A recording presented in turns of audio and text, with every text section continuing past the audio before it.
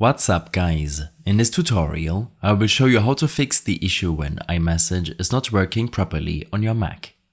This should be quite an easy tutorial. For more information, click on the first link in the description below. First, you should make sure that iMessage is enabled in your message preferences. Open up your Messages application. From here, click on Messages in your taskbar and then click on Preferences. In the iMessage tab, you can verify if the correct Apple ID is signed in.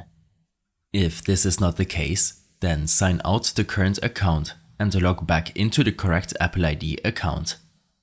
Next, you should see one or multiple email accounts or a phone number.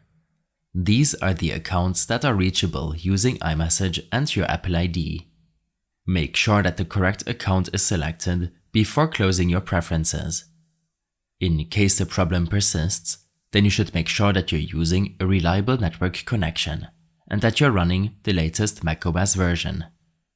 To test your network connection, make sure to open up your favorite browser and go to speedtest.net or fast.com.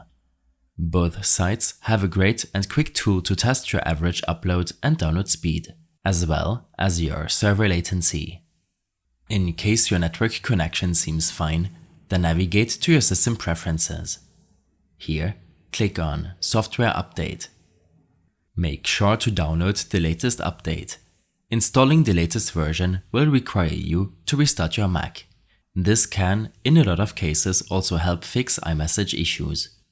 In some cases, using a VPN service can cause issues with your Apple ID and consequently with your iMessage and FaceTime applications on the devices you use.